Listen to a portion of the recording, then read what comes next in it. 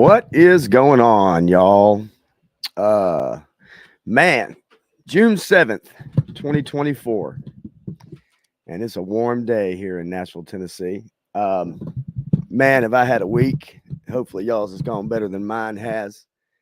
Um Technical difficulties Tuesday with Matthew Matson. Been working on internet for the last few days and making some last minute modifications to my system. Yeah. So anyway, yes, we figured out the issues. I'm going to go ahead and kind of jump right in to the chat here as we get started. Crusty Old Crow is rolling in here right off the get go, ready to go, man. Retard, love it. great, great name. Daredevil Dave, what's up? Conhuesos, what's going on? Possibly Mav, what's going on? I'll see you in a little while. Today is June 7th, 2024. June 7th was Prince's birthday. He kind of stopped celebrating birthdays as he got older. He converted to a Jehovah's Witness in the early 2000s, I think. And so, growing up in the 80s, I was a Prince fan. I'd say a lot of you that are my age were either on the fringes or you liked his stuff or you were a Michael Jackson fan or whoever. But, and I was a big Michael Jackson fan, actually. However, a little bit later in life, in my mid 20s or so, early 20s, I started listening to a lot of Prince's music and I became a huge, huge fan. I started getting bootlegs. I started getting all kinds of my hands on CDs. I'd buy 1 or 2 CDs a week and really just got head over heels into his music, the hits and the back catalog and the B-sides and all that crazy stuff. For those of you that don't know, I played drums for a long time. And so, having played music, I was very in tune with listening to not only the drum parts but the bass parts, the guitar parts, the harmonies, singing stuff, like, in my head. I could sing the guitar parts, the solos and stuff. I could do the harmonies, but his creativity was pretty much unmatched forever. And so I just became a huge fan. I went to Paisley Park in 2002 and took a vacation by myself up to Minneapolis. I went for a week and I saw 7 shows in 7 nights at Paisley Park. Prince was the headliner for every one of them. He had a different opening act every night. And during the day, you got to tour and walk around Paisley Park. You got to hang out inside. You got to see videos. They had different conferences set up where there were musicians and record industry people. And so I got like 7 full days of hanging out in Minnesota and just hanging out at Paisley Park. I have a bunch of memorabilia from it. I'll pop some of that stuff up here. I'll probably show you guys one day. I wasn't quite prepared to dig it all out, but I'm wearing my Prince shirt. It's his birthday today. I'll be jamming to some of his music, and hopefully maybe you guys will find some or discover something you like about his stuff. There's a ton of it to dig through, so I'm sure you can find something that you like. I want to say hey to Wraith Mace here as well. What's going on, buddy? Doing some reviews, if I'm not mistaken. So anyway, nonetheless, spending a week up in Minneapolis and hanging out and meeting hundreds of people from all over the world. There were people that were from France, Germany, Japan, Australia, England, Italy, let alone all over the United States. And it was an awesome experience. Got a few friends, took a ton of photos, got to get my picture made on his motorcycle. although it was like $25 per picture, and I took two.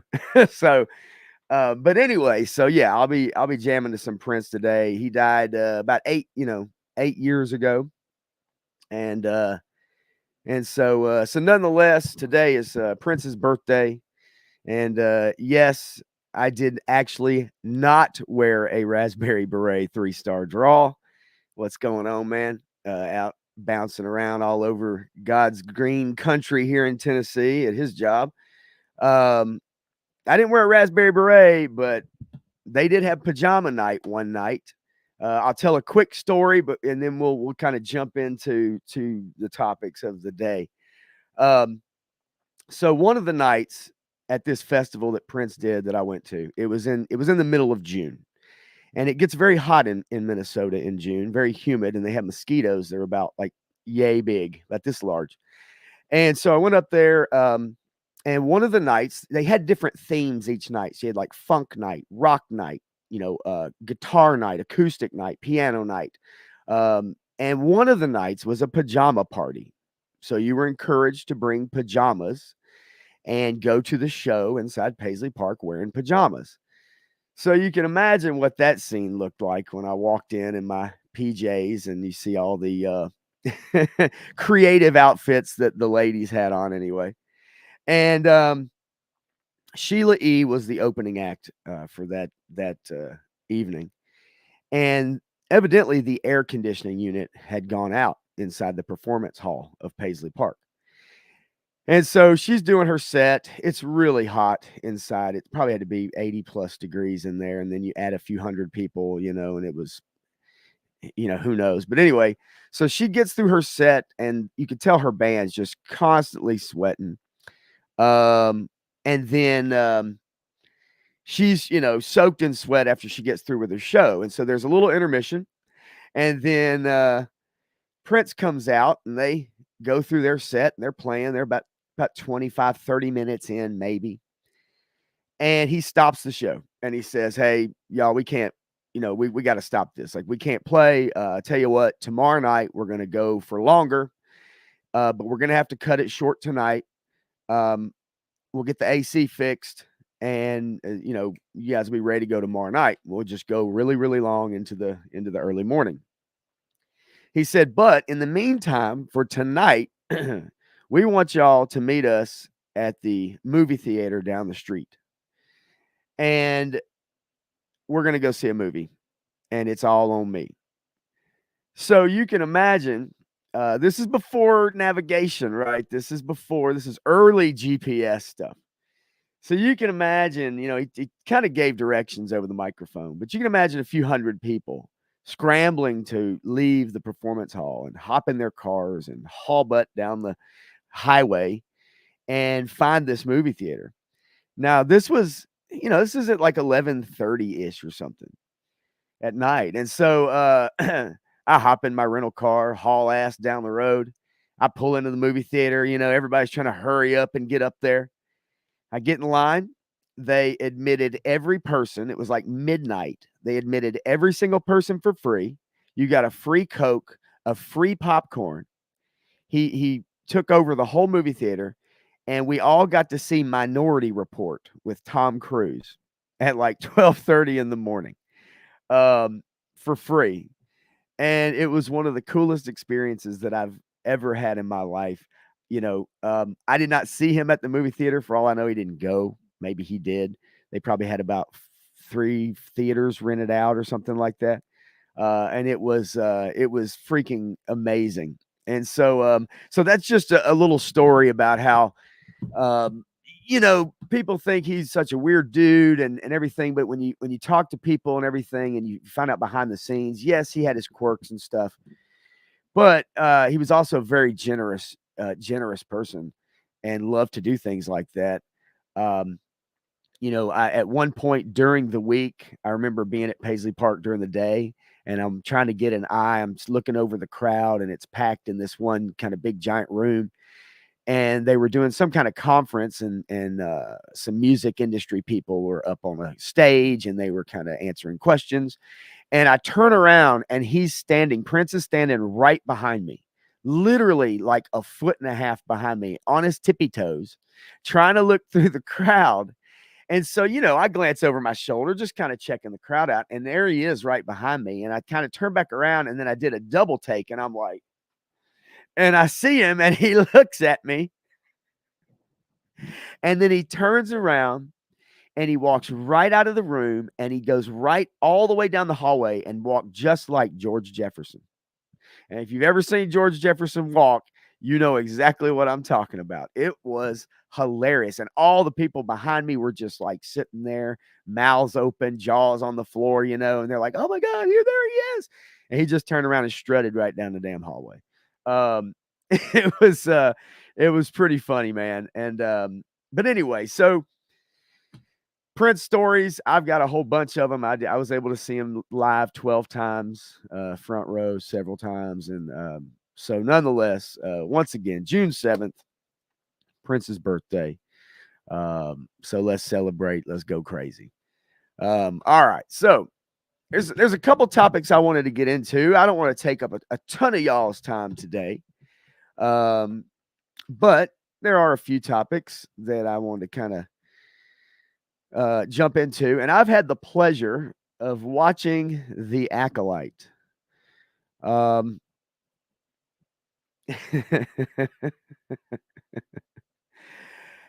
I'd like to know how many of you guys and gals, if you're here, don't know, but how many of y'all have been watching the Disney Star Wars content the last few years?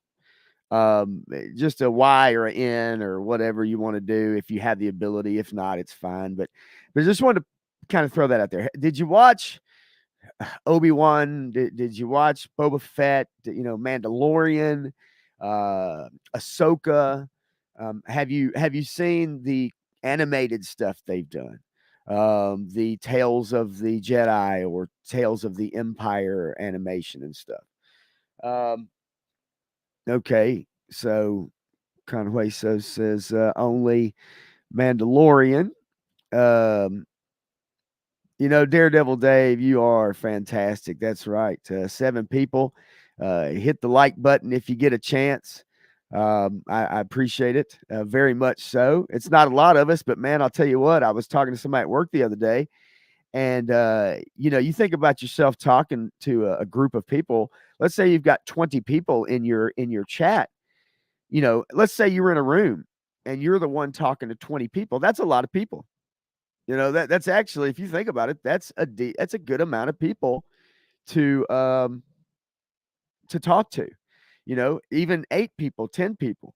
So it all matters to me. It doesn't matter how many people, but when you think about it, it doesn't take a lot to actually give you a lot of people to talk to. So, and I really appreciate you guys being here right now. I really do.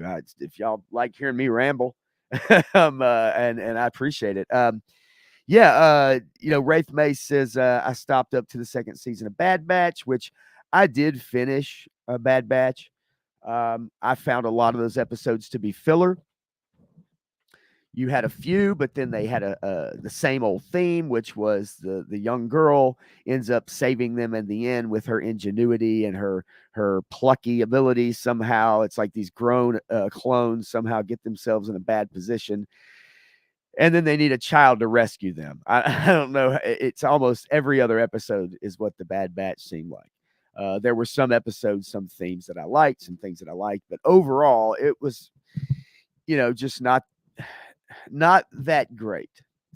There you go, Daredevil Dave. That's right. Rest in peace, Prince. So if you've seen much of the Disney Star Wars content, and let's just take away the movies, right? We haven't even gotten a movie in theater since 2019. So just keep that in mind. So the Disney Star Wars content has some very consistent themes throughout it. The themes generally revolve around they have worked very hard to make Star Wars a girl's brand. They have bent over backwards to focus on gender and identity politics in Star Wars over story. They have the Star Wars they're making, it doesn't even feel like Star Wars when you watch it. The language, the dialogue they use, it feels like real world dialogue, not dialogue from a galaxy far, far away. It has real world sounding dialogue. On top of that, a lot of times the actors that they hire to play the parts, they're not really hiring on ability. They're hiring on gender. They're hiring on skin color. They're hiring on sexual identity. So instead of hiring the right actors and hiring the right producers or writers, they're casting these people. They are checking boxes, going down a checkbox, and they say, okay, does this actress fit these three criteria that have nothing to do with acting? Okay. Um, and so the themes you found throughout even Obi-Wan. Obi-Wan was supposed to be a story about Obi-Wan Kenobi, but then they have this precocious 10-year-old who somehow is able to run away from grown adults and make them look like fools during the show. It's comical. It's really actually embarrassing. Boba Fett, they took a character who I'd say everyone here probably thought was badass, and they turned him into a non-speaking side character in his own show. He became a side character, even so much so that 2 episodes in Boba Fett actually were about the Mandalorian. They weren't even about Boba Fett. And so anyway, so we've had a lot of really bad Star Wars shows. And the newest one that's out now, it premiered Tuesday at 8 p.m. Central. Okay, so what, 9 p.m. Eastern, 8 p.m. Central, right as Matthew and I were streaming. It went on. And I've had the chance to watch it. Now I'm about a little over halfway through the second episode, but I've had an opportunity to watch a little bit of it, and we're going to talk about it. I'm also going to bring up some reviews, and then we're going to talk about it. Now, I will be, I guess you could say, spoiling the first episode or so of this show. I got to be honest with you. I don't think there's anything to spoil. Nothing happens. It is very boring, very embarrassing dialogue, and it's just there's nothing to it. There's nothing to this show that I don't know if you could find anything that you like. Wraith Mace says they neutered the shit out of Boba Fett. 100%. They neutered him. They, like I said, they turned him into a side character. He always had his helmet off too.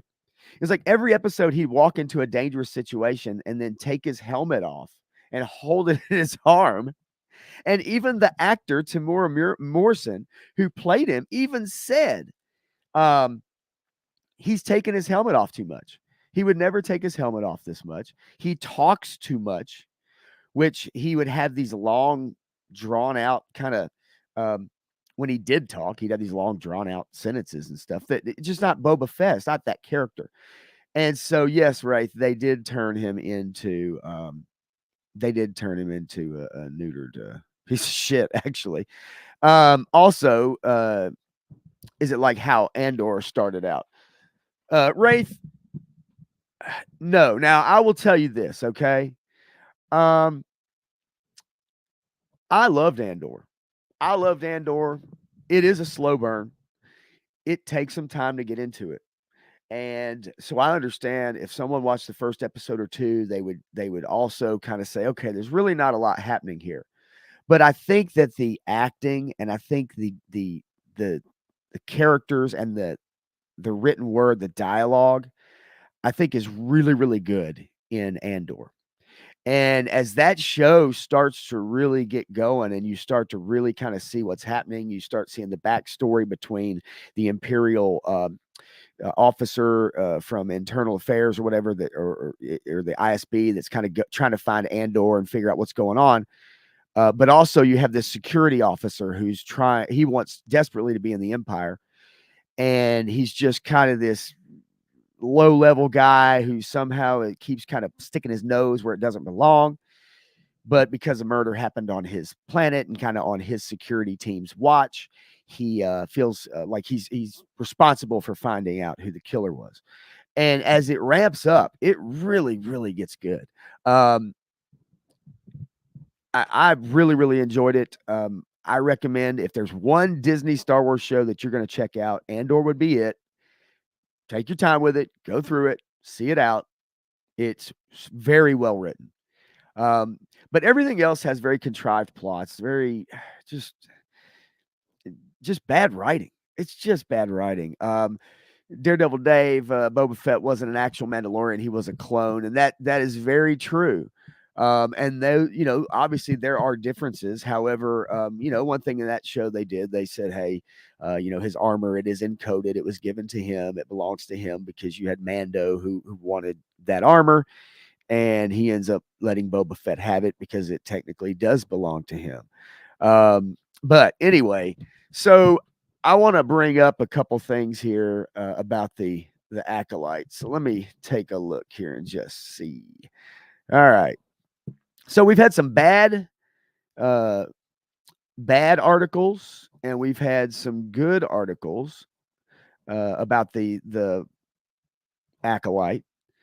And it's funny because Matthew and we touched on this subject the other day, that the mainstream media is kind of started to push back on a lot of the things we're seeing happen to our pop culture, our comic books, our figures. I don't know about you guys, but I know a lot of you guys are toy tubers. I don't know if you remember the G.I. Joe stream where Emily made everybody announce their pronouns before they went on the stream. I don't know if you guys remember that or not. I do. I thought it was really weird. I thought it was very odd that these grown men had to go on there and announce their pronouns on a G.I. Joe stream. Now, who is their audience? Their audience is 40 to 50-year-old men. And I don't know if Hasbro directed that. I don't know if that was Emily. I don't know. That may have probably come from up above. But,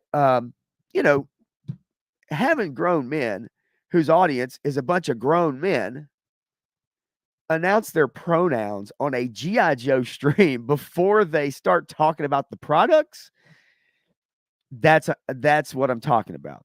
That's what I'm talking about, weaving its way like a snake into movies, television, comics, toys, animation, you name it. Sports, happened to sports too. So I'm going to share something here. First off, I'm going to give you the Hollywood Reporter. I'll give you the Hollywood Reporter article, and we'll kind of look at it for just a second here. So, Hollywood Reporter, the Acolyte review. Amandla Stenberg in a Disney Plus Star Wars spinoff that shakes up the formula.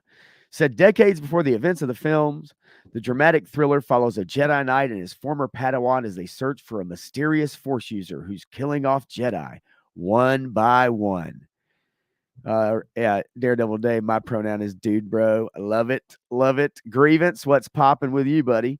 Just talking about the Acolyte early reviews real quick, and then I'm going to kind of go through the show just a tad, just a little bit to give you a taste of this stuff. So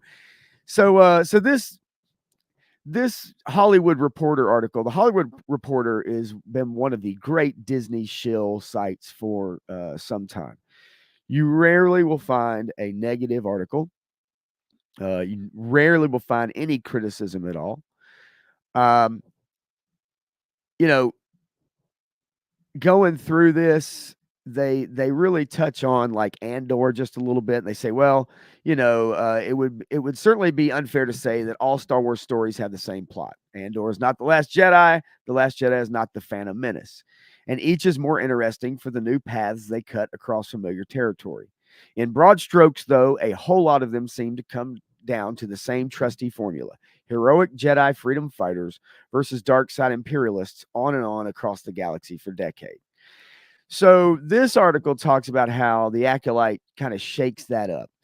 Um, it's set 100 years before the Revenge of the Sith. Okay, not the Phantom Menace. It's 100 years set before Revenge of the Sith. All right. Um, the Jedi portrayed in this show are in full power. They are hundreds of thousands or tens of thousands strong, rather. But this show portrays them as being very almost over political. It's almost as if they're in control, and you're finding pockets of people who don't enjoy it. They don't like it, and they go out of their way to make comments in the show about how some of the Jedi even disagree with what their own are doing. They're not all on the same page. It's just a sense of there's no togetherness, even though this is still in a time of peace. This is still in a time of peace. Sith have not been seen for, a really long time. But this show actually treats the Jedi as bad people that go into villages and take people's children, regardless of what they want.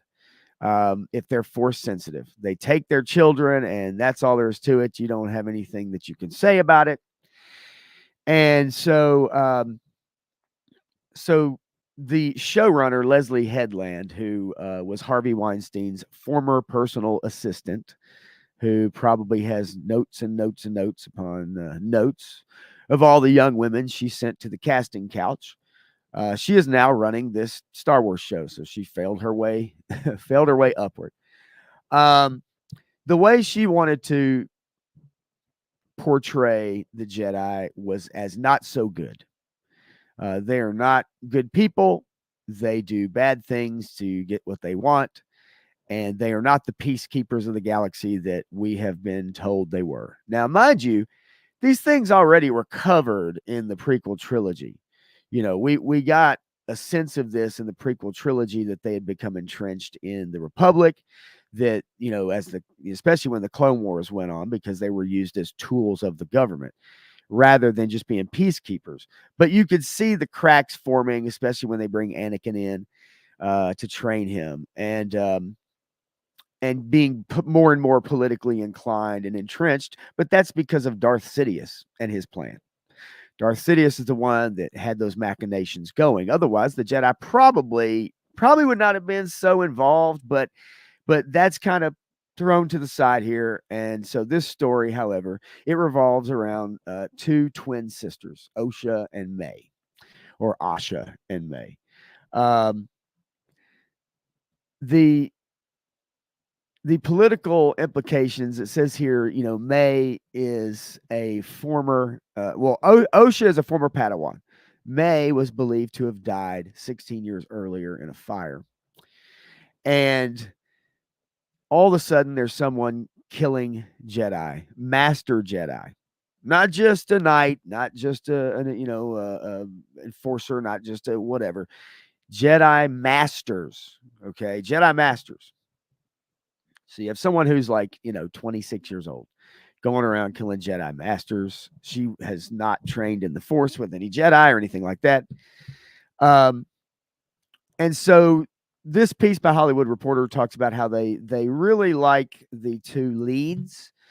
They also like the Squid Game guy a lot. I think so far his performance has been rather bland.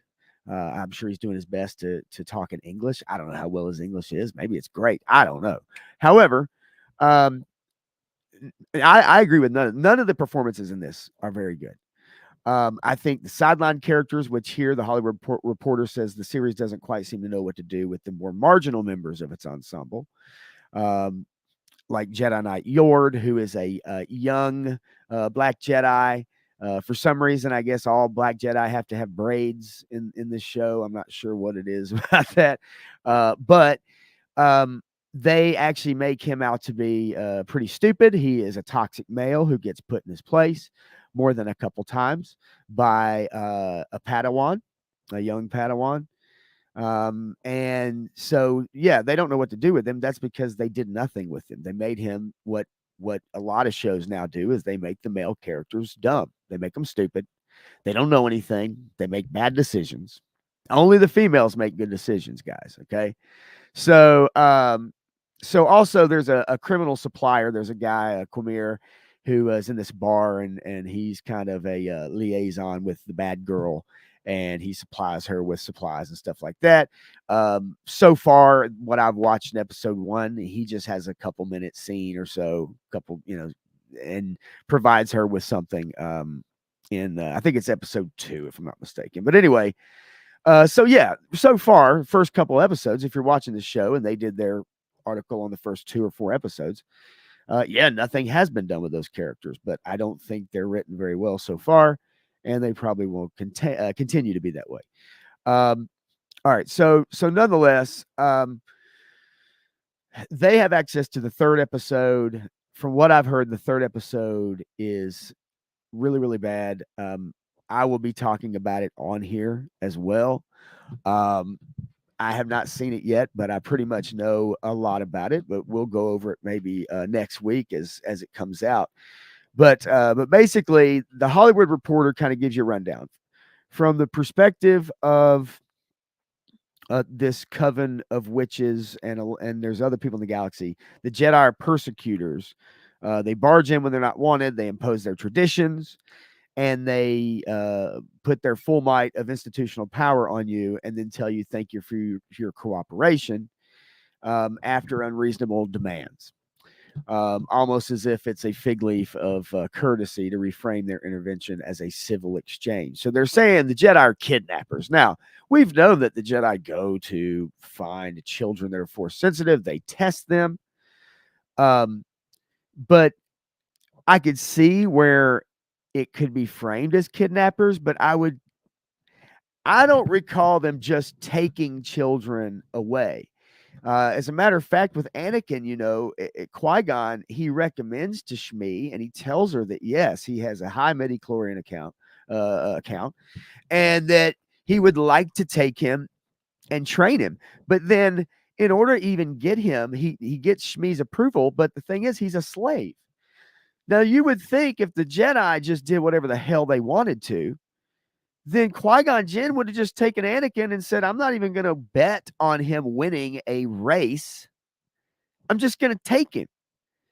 So this whole notion here by Leslie Headland that like the Jedi are just these evil kidnappers who just do whatever they want, and then they say thanks for your cooperation, as if they know you're not a willing participant, is really not the actual portrayal of the Jedi. And real quick, I want to say hey to Legend Series. What's up, buddy? What is going on? I'm glad you're here, man. Smash that like button. Grievance says that that Padawan bossing her master around is something else. They definitely not doing any male characters favors, especially Caucasian, and that's very true. That is very true now. And yes, in the episodes, especially when they're going to investigate and try to find out where this evil girl is going to, or she's been spotted breaking into a Jedi temple. The Padawan basically tells the master what plan they're going to do. And when the other guy, Yord, the black Jedi, who is a knight, if I remember right, he's got a yellow lightsaber. So I think the yellow lightsaber Jedis are let's see, saber. I want to get it right, so I'm going to look it up real quick. Jedis are, let's see, Jedi Sentinel, yellow lightsabers, Jedi Temple Guards. So anyway, he goes on this investigation with a Jedi Master, a Padawan, and he has a plan. And he says, why don't we just go stun this guy, and then we can get the information. Now, it's shown earlier in the series that they can use their mind trick to go in and pull out information or get someone to divulge information. So it's not a bad plan. They could get what they needed. But instead, he gets talked down to by the other Padawan, which is a female alien girl of some kind. He gets talked down to, and she takes over and basically tells her master, "No, this is what we're going to do." And he basically says, "Yeah, that's a good plan. I think we'll go with that, Padawan." No questioning, no nothing.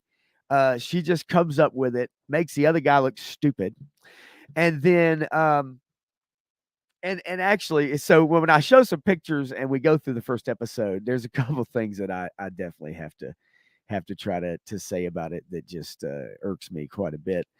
But anyway, so the Jedi nonetheless are portrayed as kidnappers.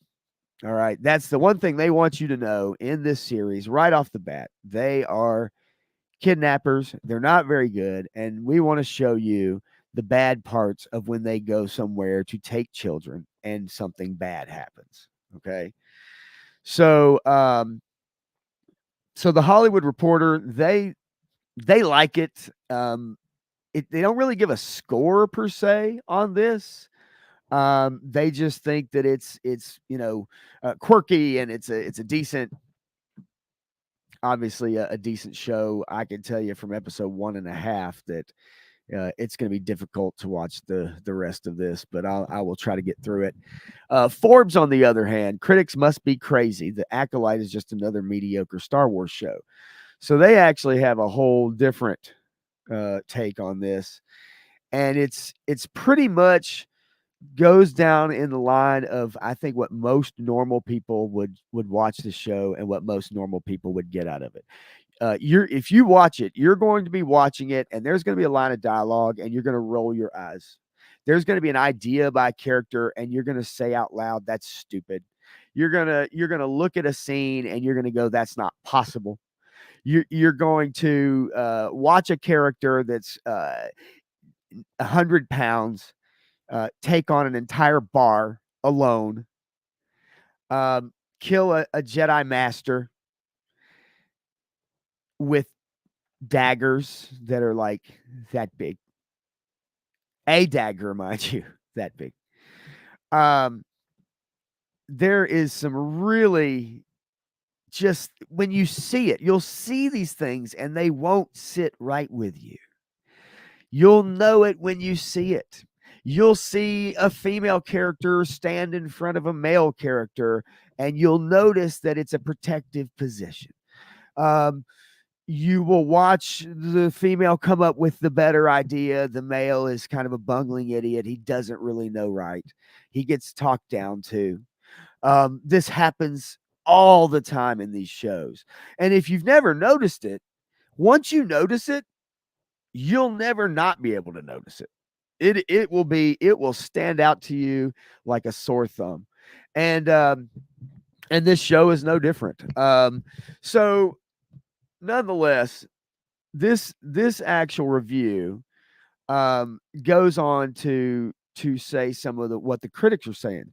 For instance, The Acolyte presents in its first few episodes a dashing adventure of mystery, action, impressive fight sequences, and a cat and mouse game that keeps you intrigued from one episode to the next. All of those are lies, mind you, okay? All of those are lies. Now, the next quote from one of the reviews that this Forbes article quotes says, showrunner Leslie Headland, best known for as the co-creator of the Netflix series Russian Doll, breathes new life into the Star Wars universe with The Acolyte. Also not true. The last quote that he pulls from some other article is, Leslie Headland has created one of the best Star Wars series to date, making it a character-driven revenge story over one relying on copious action scenes, lightsabers, battles, and legacy characters to drive the series. Again, it is not one of the best Star Wars series to date. After one episode, it is a revenge story, but unfortunately, this revenge story is based off of the showrunner's personal life. As a matter of fact, she has said that while she wrote this show, She hoped her sister saw it because her and her sister haven't spoken in many, many, many years. And part of this show is about her and her sister not speaking with each other. Hence the two twin characters who have not seen each other for 16 years. They both thought each other was dead. I do want to say, Krusty Old Crow says, geez, physio reception sucked. I'm going to have to rewind and rewatch this video before I take it back to Blockbuster. And Acolyte, isn't this just Frozen with lightsabers? Yes. She also used Frozen as a basis for this show. She wanted it to be two sisters, a tale we've seen before. They don't talk to each other for a long time. You already know how the end of this show. You already know what's going to happen. You already know the mystery. You could plan if you play detective in the first couple episodes of this show, you will pretty much come to the conclusion of you can guess the ending without even seeing the show. If I showed you a couple trailers and I gave you a synopsis, I bet you could write out this show and you would probably get really close to how it's going to end. And I've only seen 1.5 episodes. It's so predictable. And Grievance says they openly joked about gaying it up and even said, wait till episode 3. It's a Star Wars for the LGBT community. Yes, they 100% did. They actually have openly talked about how this is the gayest Star Wars ever. Now, Disney has also said they're not trying to turn it into a girls' brand. They still want this show to be for everyone, which I understand. That's not a terrible that's not a terrible way to go about making a show. You want it to be for everyone. But when you openly, and I'm talking, they had this interview, and I'll see if I can find it while I'm talking here. But if you go through this interview and you hear the conversation, I mean, they can't stop laughing. And the interviewer is basically saying, this is about the gayest Star Wars has ever been. And they are like, yes, absolutely. That, and this is what they want. They also, one of the stars of the show went on the Trevor Noah show, and her quote is that they wanted white men to cry. That's what they wanted. Grievance also said, let's see, there it is. My bad. It says Leslie even gave her real life girlfriend a part in the show. It's actually her wife.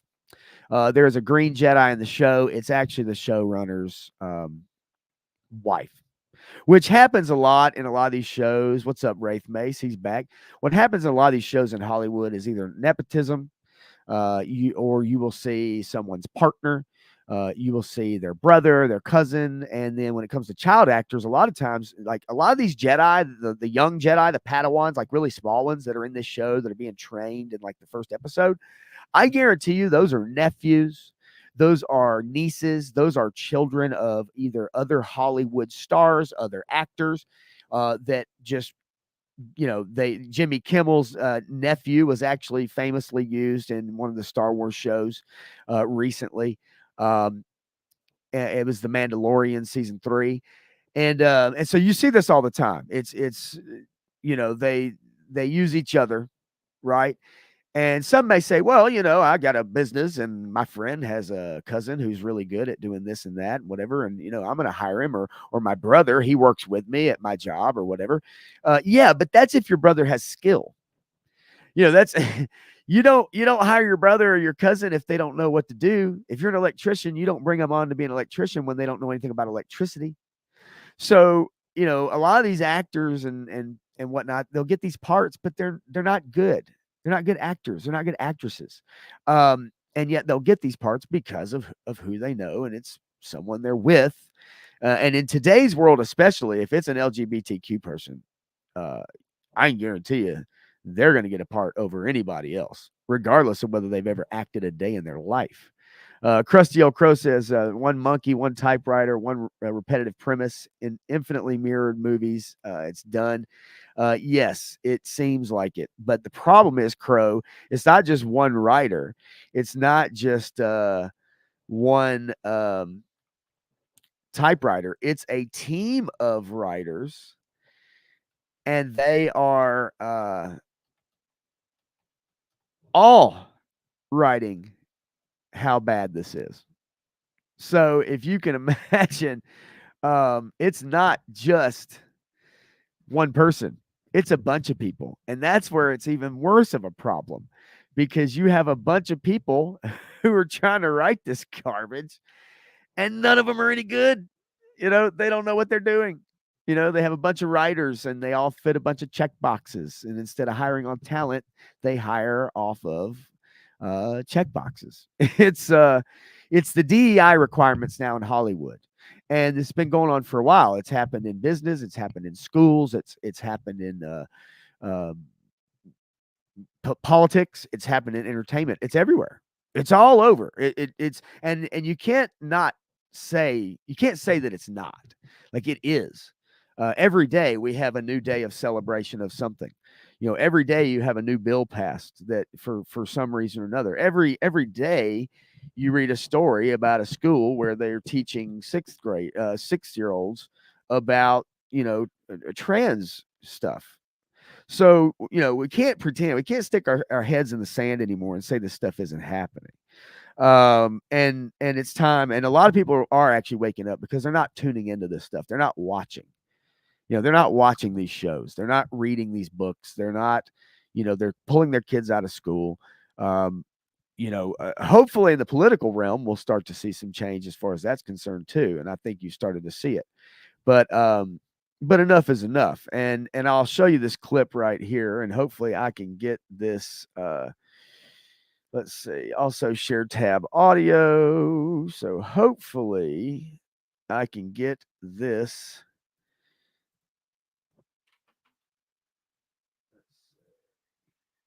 Hopefully I can get this to share real quick. And I apologize. This is my this is my first stream. And so I want to apologize for any kind of hiccups and anything that happens here. I'm trying to run this myself, and I will tell you, it is kind of difficult trying to run it all by yourself. But I'm working on it as best I can. It is a lot easier when I have Matthew here for sure. But hopefully, in the future here, I'll be able to have somebody kind of help me out, or maybe be a producer. That would help. But anyway, so I'm going to bring this up real quick here. All right, there we go. Boom, come on. Let's go back. Let's go present. All right, let me share this with you guys. When people watch The Hate You Give, what do you want them to walk away with? Because I know everyone has a slightly different feeling. Well, I mean, white people crying actually was the goal. That's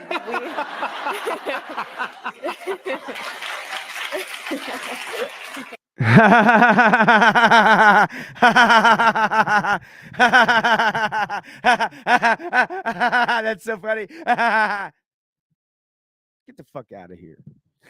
The thing of it is, somebody will go on a show like this, and hopefully that came through for you guys. You know, flip that around. Flip that around. Flip that around. And if let's say I went on that show and I said the goal of it was to make black people cry, do you think the response from the audience would be that? You tell me. What do you think? You think the response would be, no. No, I would lose my job. I'd be canceled immediately. I'd be run out of the building. Get out of here.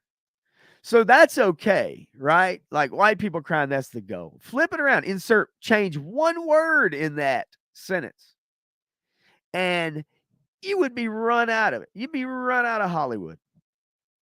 So that's what I mean. Like, and so this stuff, this is the norm though. Like, this is the stuff that's been going on for a while. And just now finally people are starting to catch up to it and starting to see it. And so so that's just, a little bit of kind of what I hope to bring hope to bring to the table a little bit. And like I said, yeah, and look, Wraith Base, practice it down. You'll get it going. And also saying there it is right there. Oh, hey to Crow. All right. So yes, Wraith Mason, I will appreciate it. Grievance says you're doing great. Nothing like learning on the job. I actually do better learning on the job.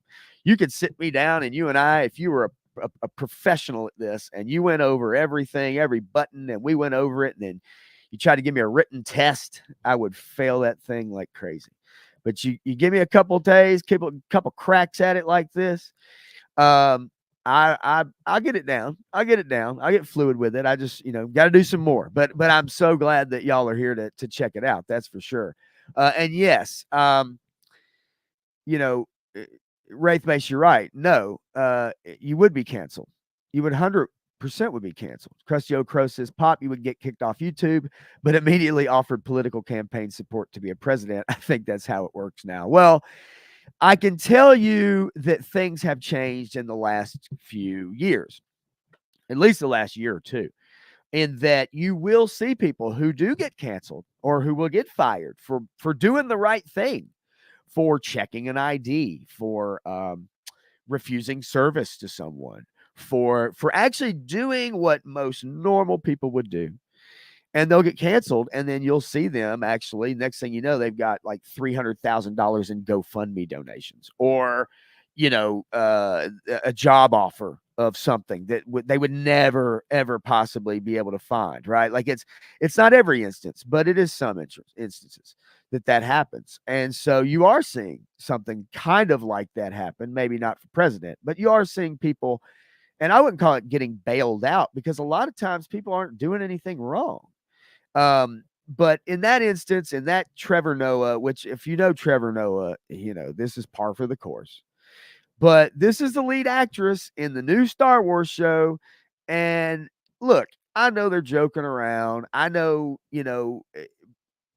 it's an innocuous comment, maybe. But don't you think for one second that these activists that have taken over pop culture, don't you think this is what they think about? Like, they've gone really far at doing everything they can to promote their activism and diversity, but a lot of times their diversity means exclusion. It is inclusion through exclusion, which means if you look like me, you ain't getting a job. If you sound like me, you damn sure ain't getting the job. And if you look and sound like me, you don't get to apply. I mean, inclusion through exclusion. It's just the truth. And we've seen it in all of our shows. Now, I do have a couple other things real quick before I go through this Acolyte show a little bit. And instead of showing you guys like good reviews, bad reviews, because ultimately at the end of the day, you pretty much can understand. You're going to have your shill media, and then you're going to have your finally some people pushing back. However, what you're really finding is a lot of people going to YouTube, going to Instagram, going to independent creators to get their news, to get their sports news. Maybe not sports as much, but to get their entertainment news, to get their comic news, their figures, their toys, their movies, everything. people are going to independent creators because they know that independent creators are authentic. They're going to tell you what they think. They don't have shareholders invested in them. They don't have to toe the company line. They don't have a company they have to report to. They don't get access bags and goodie bags and free tickets to the premiere of this or that. They don't get a review code for this or that ahead of the public. So, they have to basically go at it on their own. So they're going to give you their own opinion. And if you like that, you're going to watch it. And so most people are now, I say most people, but a lot of people are tuning into independent creators. Somebody like myself, and who is going to tell you what they think. And if you like it, you like it. And if you don't, you don't. You don't, we don't have to agree on everything. But at the very least, we can open up our eyes and look at it and watch it together, and then come to some sort of agreement that either we just are on different sides of it, but we don't have to hate each other over it, and luckily I think we're seeing some of that discourse kind of change a little bit. And so Bobby Wold, what's going on, man? I like the one review that says this is the worst thing I've ever seen and I'm blind. I love actually. And I'm going to bring something else up right after this. I want to show this real quick. I'm going to run down this list of all critics. And there's a top critics one too. But I just want to give you an idea of, what's rotten and what's terrible. These are just a gathering of some, all critics. And I'll show you what happens when we go from all critics to top critics. And this is from Rotten Tomatoes. All right. This is a guy from Forbes. He gives it's rotten. The acolyte is bland, relentless, mediocre. A couple cool fight scenes, wooden dialogue, predictable mystery. He's 100% correct, and he's probably not going to have a job tomorrow. At the very least, he won't get access to the new Disney show coming out whenever it does early. He'll probably have to wait to review it like the public. Certified fresh by comicbook.com, which we all know comic books have basically turned to shit now, except for G.I. Joe and Transformers, it seems. But as a series built on mysteries, likely another polarizing point, much of its value will come from whether it has satisfying answers. We won't know that until the final episode. So he gives it a 3 out of 4, and this certified, fresh. Like, I don't know how you get that out of a 3 out of 5. All right. I don't know what world is, but the new setting and splashy visuals aren't enough to save this cringe-inducing story. That is correct. Ho-hum cast, flat performances, banal placeholder dialogue, unattractive prosthetics. Another discarded toy line to chuck in Disney's growing bargain bin of busted franchise expansions. Now, that's right on the money. That is right on the money, you guys. Disney's ever-growing bargain bin of busted franchise toy lines. We all know it. You've seen world-class bullshitters. You've seen those videos when they go to Ollie's and Target and Walmart and Five Below and all that shit. You've seen that stuff. You've seen all them Disney Marvel, all that diversity sitting in them bargain bins, man. Oh, man, all that diversity in them bargain bins.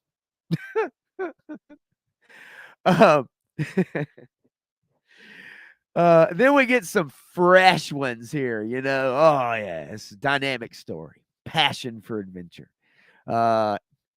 Well-structured story. Yeah, okay. Dramatic payoffs. We've had no payoffs yet. How can you write an article, a review that says you have dramatic payoffs when there's been no payoffs? Alan Ing from Film Threat. If you don't know Film Threat, do you guys remember G4 TV back in the day? Do any of y'all watch G4 TV? If you have a chance to say yes or no or why or in or whatever you want to do, let me know if you watched G4 TV back in the early 2000s. Adam Sessler, Morgan Webb on X-Play, Olivia Munn. Remember Olivia Munn? I'm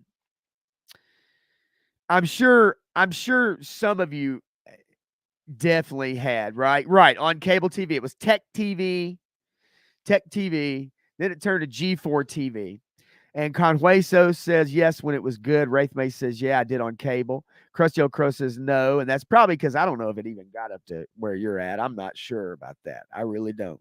Grievance watched G4, right? We all watched it. If you were into video games or if you were a nerd, right? Whatever, Like if you were into this stuff, into comics and toys, Marvel, you name it. Yeah, exactly. Right here, Grievous. Mun. That's all you got to say, baby. Mun. Well, I am going to tell you. Do you remember Chris Gore? Mun was a Hun. Do you remember Chris Gore? DVD Tuesday, Chris Gore would come on there and do a really quick review of a few DVDs that were coming out that you needed to pick up on Tuesdays.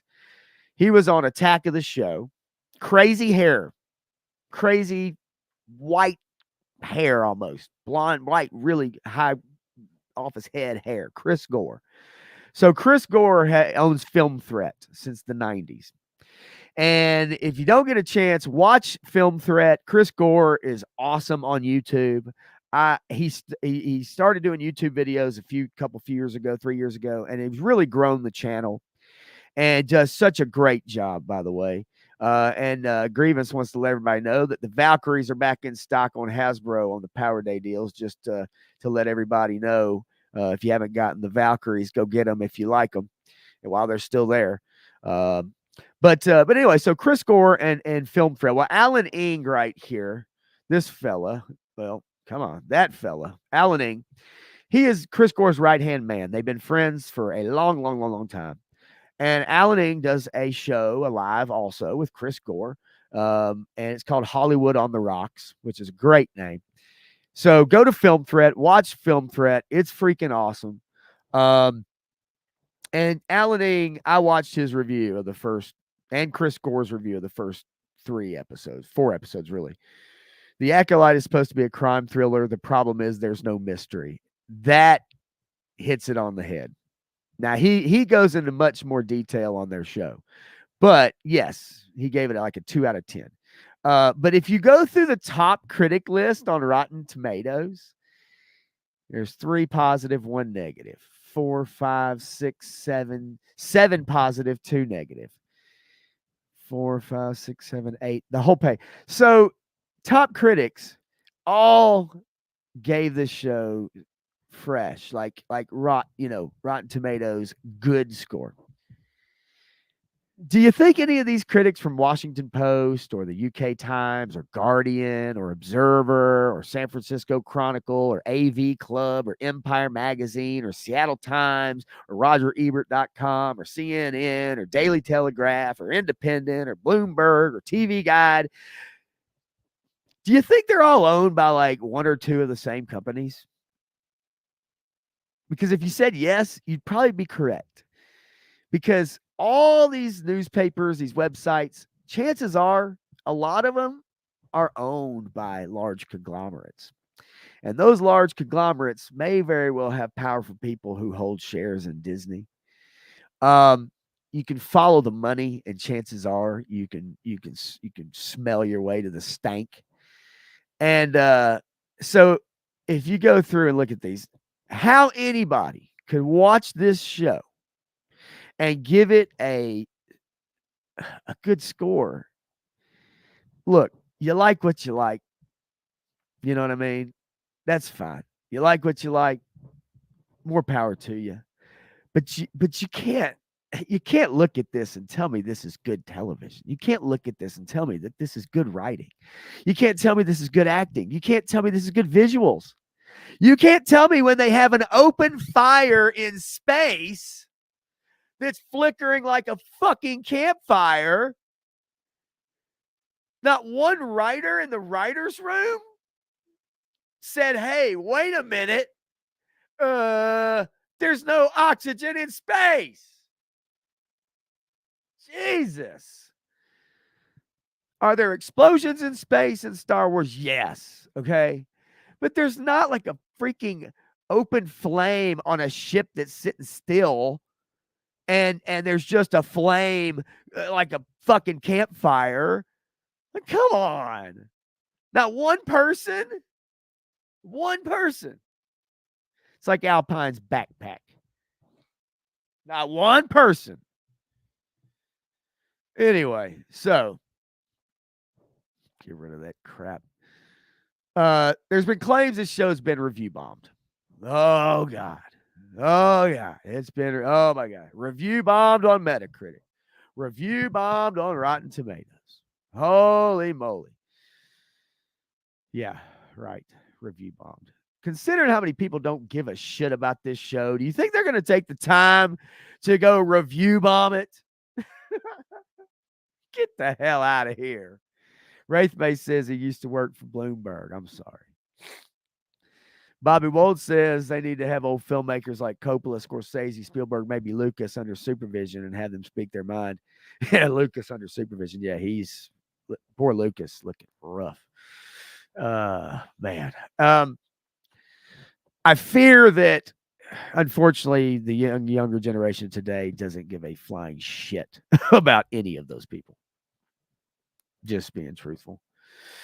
So this article in Yahoo, fans and critics seem to have a stark difference. Yes, they do, because critics have given this show on Rotten Tomatoes like a 96. Fans have given it like a 30, 36, I think. Let's see real quick if I can find it.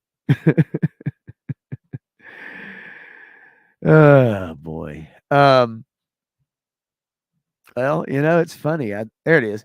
91% from critics, 26% from the audience. There's a disconnect there, folks. Right? There's a disconnect. Do you think it's review bombing? Do you think review bombing is the reason there's a disconnect between the critic scores who all work for some conglomerate that gets access to the episodes early, that gets their shirts and their statues and their goodie bags and their fucking Star Wars lip balm? Do you think do you think they're going to give it a 26? Nah, they need that access. They need that access. Come on, man. They got to keep. It's like tapping it, right? It's tapping it. You got to get that Star Wars access, man. If you don't have it, you can't put that article out. You can't get them hate clicks. Which is exactly what I'm giving them. All right. So anyway, fans and critics seem to have a stark difference in perception concerning The Acolyte. While the latest Star Wars prequel series has received great critical reviews on Rotten Tomatoes and Metacritic. Wait, what? While the latest Star Wars prequel series has received great critical reviews on Rotten Tomatoes and Metacritic, common users are review bombing it dramatically. Prequel series. Oh, okay. The Acolyte. Shit. I'm sorry. I was like, the prequels. What the hell are they talking about? Okay, so get this. While the latest Star Wars prequel series has received great critical reviews on Rotten Tomatoes and Metacritic. Now, we just went over that. Yes, it has gotten great critical reviews from the top quotations critics. Top critics. Remember that. Top critics who have access. There we go. Common users are review bombing it dramatic. So you and I are common, right? Like, we're not the elite, right? We're not good enough to watch this show and review it on our own merits. You and I are common. We're not critics. It says received great critical reviews. Now, they didn't call the critics great. They said great critical reviews, but they call us common users. Common users. Okay. Yahoo. Us. You and me. If we want to go on Rotten Tomatoes and review this show, we are common users. And we're obviously review bombing it because why? If you don't like it and you say that, that's a review bomb. Now, mind you, it works the other way around. People can review bomb in the other way. If you go through, I'll give you a little test if you ever want to do it. Go through and click on the profiles of the people who leave the like half of a sentence review of a show, a 1 sentence review of a show that mentions nothing about the show at all, no details. Click on the profile, see how many reviews that person has ever actually left. See how many reviews that person has left.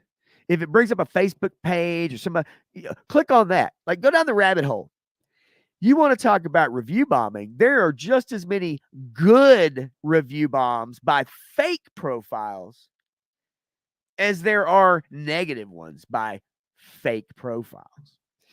So at the moment of this writing, The Acolyte stands at an 88% fresh Rotten Tomato score. It's actually up to 91. How that's possible, I do not know.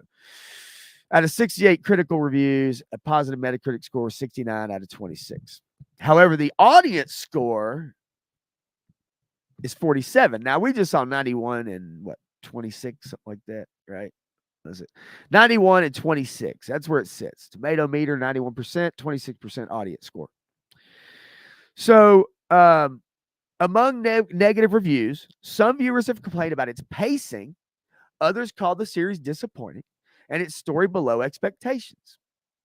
However, a large number of negative comments seem to be regarding its diverse cast, with the show not featuring a lot of A-list actors.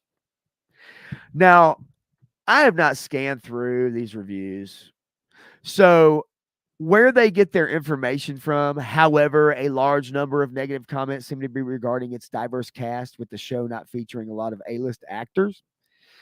I can't confirm that, okay? I can't confirm that it is a lot of those comments, okay? But chances are they will heavily focus on the few that do come in and call them a large number, when most people probably will say it's bad pacing. It's really not that good. It's not a good show. I promise you. Okay, so fans have also shown displeasure with how the series has used Carrie Ann Moss, Trinity is in the show, as in particular. As a result, the difference between the show's critical acclaim and viewers' reception seems apparent. Whether that will affect its overall viewership remains to be seen. Well, I can tell you about 4 million people have watched the show since Tuesday. Maybe a few more by now. That's not much. If that tells you anything. So here we have a Yahoo Entertainment article claiming that the show's being review bombed. And yet when they give you some of the comments, they say viewers complain about pacing, series is disappointing, and below expectations. That's not unreasonable. Those are not unreasonable comments about a show. I would not call that review bombing. And if people are talking about how they don't like the show because of the diverse cast, well, the reason why they're probably doing that is not because they don't like anybody. It's that this is show after show after show after show after show where they smash you over the head and bludgeon your head by putting front and center every show anybody but like a white character. And then usually that white character is the bad guy, especially if it's an older white man, like a middle-aged white guy. Now, I'm not saying it's every show that does that, but I can guarantee you every show, it starts to become unnatural looking when you start watching the shows and you see the amount of LGBTQ representation. You start to see the amount of representation in, like, let's say a group of peoples in a planet that are in a colony, right? Is it more believable that those people would look alike and like sound alike and maybe dress alike, like real world groups, pockets of people, throughout history? Would it make more sense if those people actually looked alike and talked alike, or would it make more sense that they all looked different, had different accents, different hairstyles, different skin color? Like, which one is more realistic? Throughout history, we've seen representation is a great thing, but when it's unnatural, it sticks out like a sore thumb. And it's in every show. So this show is no different. Now, it's a fantasy world. Do I really care about the diversity of the show? I could give a shit less if the show is good, if the writing is good, if the show is good. The actors are good and they're well thought out characters represented on screen. I don't give a damn who they sleep with. I don't care where they were born. I don't give a shit what skin color they are. None of that matters to me. It's not like I couldn't see myself in other movies or other movies or animation that there was a black character, I could still see myself in that character's shoes. I didn't have to see myself represented on screen. As long as I understood that character and it was well written, then it made sense to me and I could see myself as that character. And I'm sure it's the other way around. People relate to stuff because it relates to them. And that doesn't necessarily mean it has to be skin color or who you sleep with. That's not your only trait as a human being, is if you're gay. That's part of a trait of you as a human, but it's not the only trait you have, yet Hollywood writes characters as if that's the only thing that matters. And they tell you front and center, they use their pronoun or they say they have some dialogue exposition shit that's like, my wife.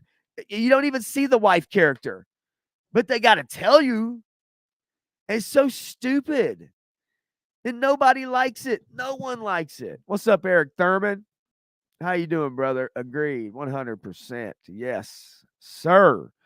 It gets ridiculous. And this show is no different because they even have a line in this show, y'all. They have a line in this show. The two main characters, the twin girls, make it a point. They say, our moms. Okay, where they come from. They have two moms. And then those two moms, now this is episode 3. Those two moms have dialogue with each other.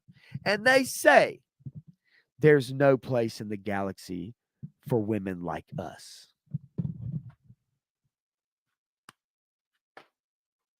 There's no place in the galaxy for women like us. Lesbian women. There's no place in the galaxy for us. Where are we going to go? What are we going to do?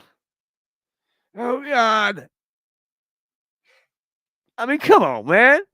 Like, who gives a shit? If you imply it in the plot that these women are together, they have 2 twin girls, and by the way, one of them got pregnant, the other one somehow impregnated her through the force, but it's a coven of witches, so I don't know what the hell is going on.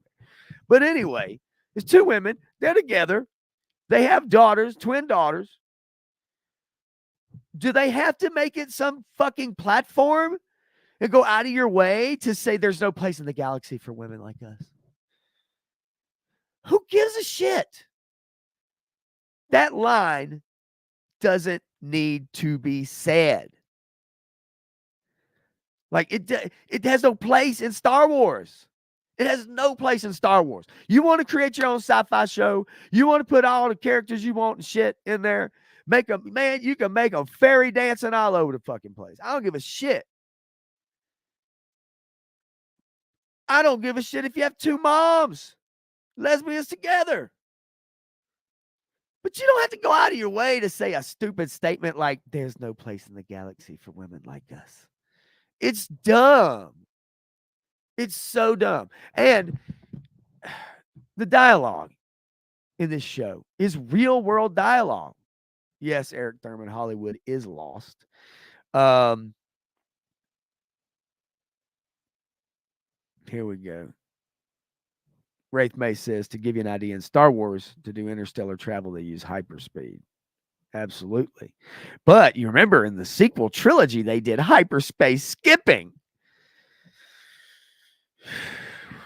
Jesus. All right. Now here's something. Here's something right here. My cousin, 3-star draw, did 2 Lando reviews. 2 Lando reviews. 2 of them for Power of the Force in May. He loves Lando. He loves Lando. Bobby Wold says, I used to see myself in Lando. I would dress up like it for Halloween, call myself the white chocolate Lando. God, boy, you get canceled for that shit now, Bobby Wold. You better not say that shit. It's funny as hell. And it's true. My cousin loves Lando. Disney Star Wars don't want my cousin. They don't need my cousin. He's mid-40s. He's white. They don't want him. He's straight. They don't want him. This shit is dumb, man. Eric Thurman, you're right. They shouldn't use a Star Wars name. Create your own show. Create your own characters instead of taking characters, especially existing characters like comic books, and turning them all gay. DC's just littered with it now. They've run out of women to turn into lesbians in DC Comics. I can tell you that. Soap opera bullshit. I agree. Conway So says, great. Now I want to go check it out. New rabbit hole achieved. And if you're talking about this show, but I think you may be talking about Warhammer 40K, which is what Wraithface was probably talking about too, as I try to keep up with this chat. Grievance says sisters haven't seen each other in 16 years, but have the same hair. Yeah, galaxy apart. Galaxy apart. Somehow they look exactly the same. Got the same hair. Trained under different masters. Same hair. Like, I mean, come on, man. Even the Black Jedi guy, he got dreads too. And in one scene, he's got his shirt off, and he gets told by the female Padawan, you put your shirt back on. Put your shirt back on. I'm going to read the new Scarlet, Bobby Wold. I'm going to go get it as soon as I pick my son up here after my stream. Anyway, so here we go. Here we go. Let me pull this up. See if I can do it.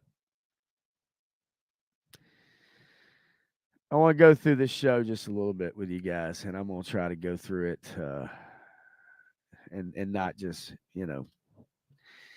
kill you here, like beat you over the head with it, like I have been. But I'm going to tell you, here's the one thing I can tell you. If you watch my streams that I do by myself, I'm going to get animated. I'm probably going to yell a little bit. I'm probably going to get a little kooky. I'm probably not going to do that with Matthew. And there's a reason why, because Matthew and I, we love a lot of the same thing. We watch a lot of the same creators. We watch a lot of the same pop culture creators. And I will tell you, if you watch those creators, they don't play around. They talk about stuff. And they do not mess around, folks. I'm going to tell you. They call things out, and they aren't scared about it. So that's kind of what I want to do, to be honest with you. But what I want to do with Matthew on Tuesday nights is I want to go and I want to bring up new shows, new comics. I want to talk about some toys a little bit here and there. I want to talk about some video games. He's not much of a gamer. I'm not a full-time toy collector. But I love the G.I. Joe Classified line. But I have no problem, talking about some toys here and there on our show on Tuesday nights. But Matthew, would rather maybe kind of get into what we're seeing, talk about the good, and some of the bad. But I know he does not really want to get into some of the things I want to get into, which is the identity politics, the gender politics, the sexual identity bullshit, the DEI bullshit. I want to get into those things. And so I'm going to do that on my own. And occasionally, I may have a a guest, here or there.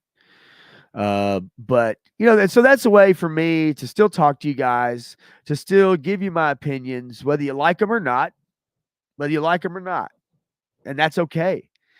And I can do that and not have to worry about Matthew being involved, with that. And we can still have fun with him, still have fun talking about some of these shows and stay on the fringes of these topics. But I want to get into these topics because I think there's a lot of y'all out there that agree with me. And I think there's a lot of y'all out there that maybe if you don't know about this stuff, maybe would find it interesting to see this stuff. And Grievance says, I'm pooping better content in my toilet right now than the new Star Wars crap. Yeah, man, and probably been doing it for the last decade. They paid $4 billion and haven't turned a profit on Star Wars yet. Keep that in mind. $4 billion. $4 billion with a B. 11 years ago, basically. Have not turned a profit. Yes, sir. Eric Thurman, they need to be said without the shroud of fear. I agree. From 2020 on, there is a shroud of fear. But I think now people are changing their mind about that, and they should. All right, so here we go. 100 years for the rise of the Empire. It's a time of peace. The Jedi Order and the Galactic Republic have prospered for centuries. Now, I'm going to scrub through this because I do not want to get Disney on my bad side. But in the dark corners of the galaxy, a powerful few learn to use the force in secret. One of them, a lone assassin, seeks discovery. Risk discovery to seek revenge. All right. There she is. There's May. There's the bad girl. The bad girl. She's a bad girl. Call her May. She's a fruit cake and bad at fighting too. All right. So anyway, oh no, actually they make her out to be a badass at fighting. As a matter of fact, Wraith Base, this chick right here could probably take on your whole Warhammer 40K squadron and take them all out. She's about 100 pounds. She'd probably take them all out. I have no doubt about it. No, ain't no ranger gonna take her on. She's badass. She's got little daggers in her hands. So anyway, there she is. She is going to a bar in the middle of freaking nowhere. She asks, and so here's the thing, right? She asks this little alien guy. She says, "Hey, I'm just messing with you, but you know that." Yes, the Star Wars Space Hotel did fail miserably. As a matter of fact, at $6,000 for a couple nights, and with some fake ass fighting and bullshit, I'd say that nobody wanted to go. All right, so she asked this alien. She says, "Hey, where's your Jedi?" And the Jedi, the alien says, "Oh, right there." It just points right there. No, just wherever he's pointing. I mean, they them. My bad. They them point somewhere. All right. So she puts a coin in his basket. Now tell me, this is a evil person. Don't you think it'd be a lot cooler if they had a picture of her with 2 coins that she flips up in her hand, and then as she walks by, she tosses them in the basket?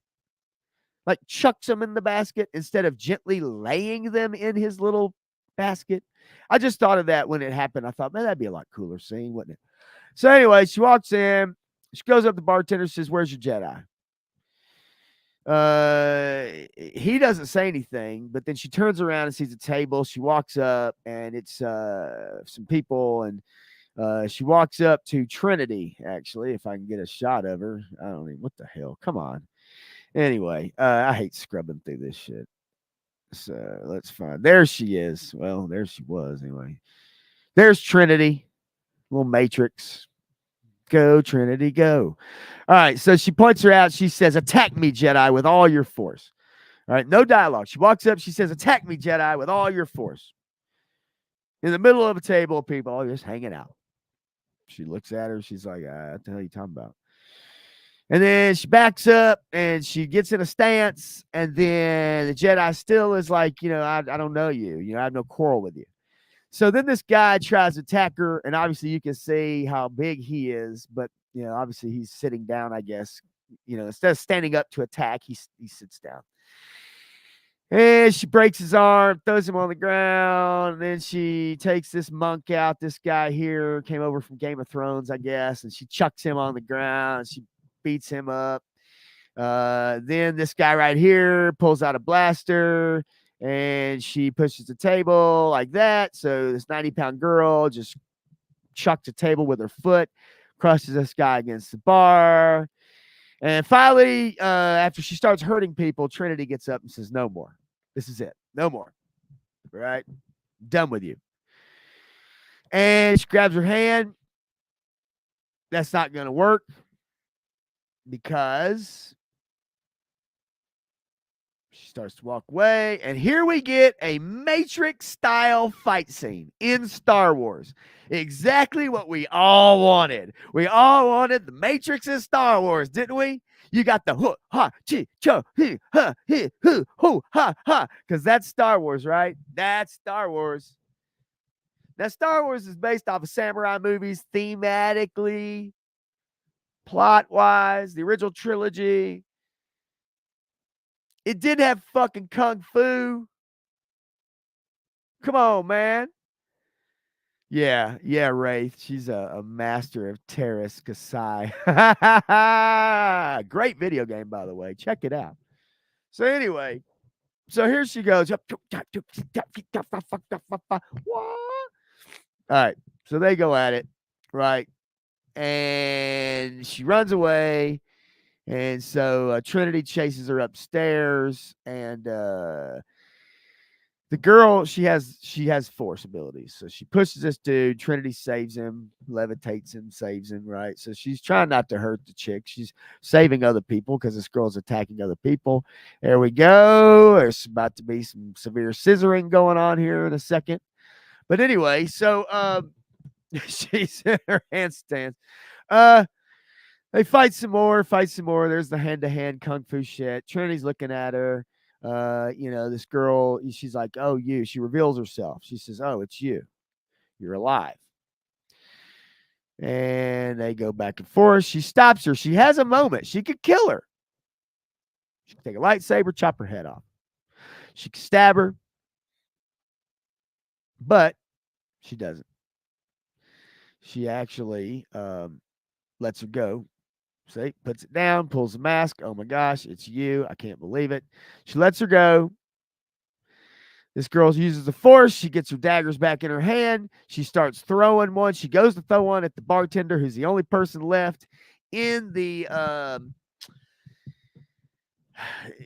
she throws a dagger at the bartender. He's the only guy left in the bar. Everybody else has run out of the bar. So anyway, Trinity stops the dagger from the bartender, and she looks at it. She's got a lightsaber. She's about to go after her. She says, you don't want to go down this road, right? And she doesn't, because we know anger leads to hate, and hate leads to diarrhea.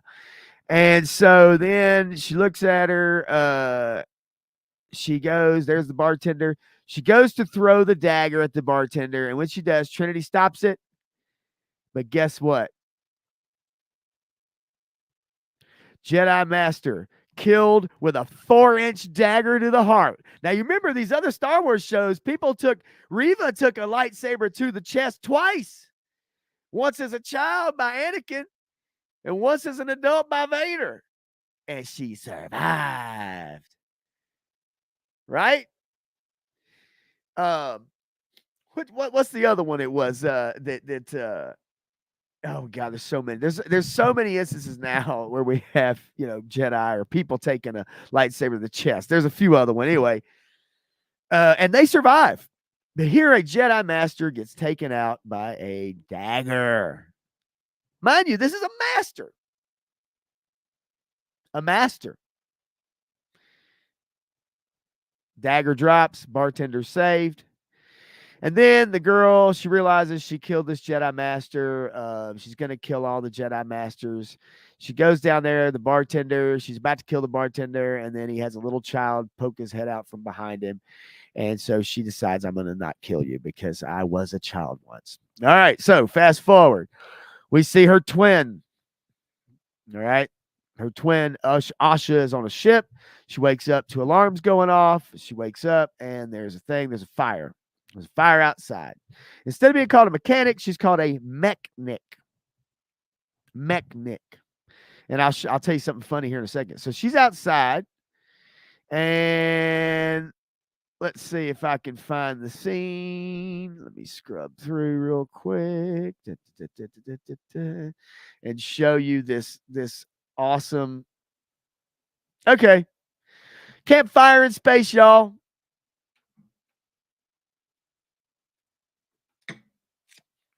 Campfire in space. What do fires need to burn?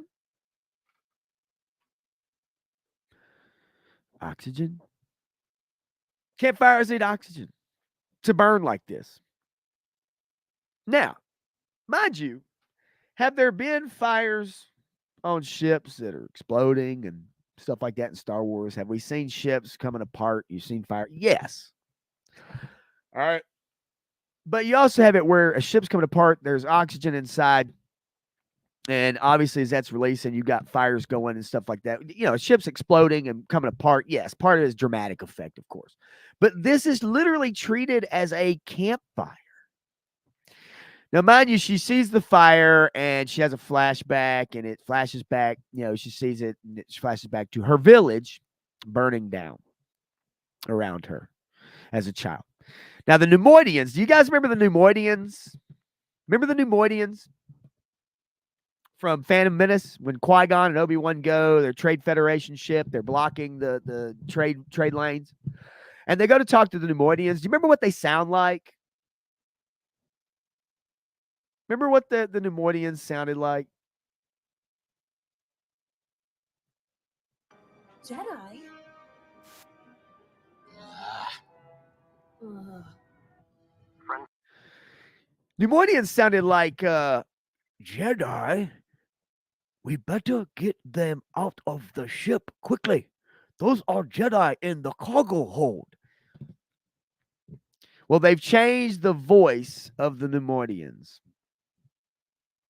They now just have regular alien voices because obviously it's racist to have someone do an Asian voice for a alien character that is not from Earth. Ladies and gentlemen, we've gotten to the point where it is racist now to give a fictional character, not from this planet, an Asian accent. Again, you see what I'm talking about, okay? So, and the thing of it is, as you watch the show and as they speak, it's like they try to do it, but not really well. It's like you can almost hear a hint of an Asian accent, but in reality, yes. Conway says they sounded like Asian catfish, 100%. Grievance says proof that it goes out. She's reminiscing over an open flame.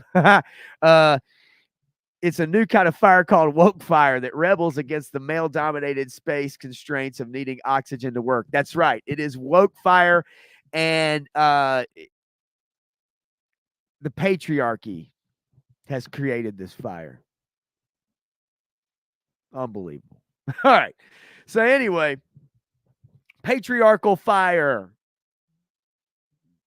It's all woke. It's Earth. It's all racist. It's all sexist, and you got to call it all out, Anita Sarkeesian. Okay, so we get our little person of color Jedi Knight or whatever protector with his dreads as well, and we get Jenny Nicholson in. If you guys have ever seen a Jenny Nicholson video pop up in your feed, you'll know what I'm talking about. But anyway, look up Jenny Nicholson, and if we get a close up of this chick right here on the right, then you'll know what I'm talking about.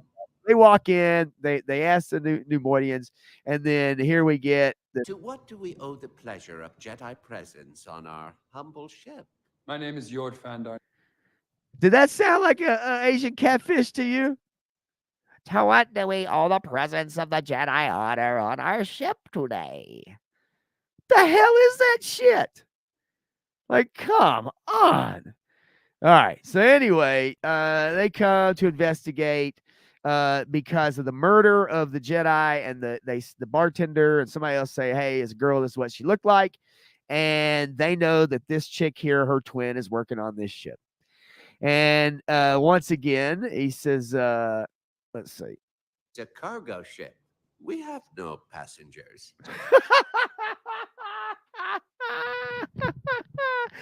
she, ah, ah, ah. She's a mechanic. That's what the Jedi says. So it's not a mechanic. She's a mechanic. So that's Leslie Headland and her writers. Or is it Lesbian Headlamp? I think that's what the showrunner's name is, Lesbian Headlamp. That's her crack writing team trying to think that this is what the Star Wars universe would say. This is something spacey, is that she's a mechanic, not a mechanic. Whatever, she's a ship repair. So then this guy the Jedi uses a force trick on this guy to pull the information out of his mind when he says that there is nobody on this ship other than droids. Droids are the only ones that can repair let's see, because it's going to play ads, so I have to get through these ads. So the droid can repair the ship. That's Republic orders. They're the only ones who can hey, Wraith, we'll see you. Be back later. Great stream. I appreciate it, man. Come on back whenever you can.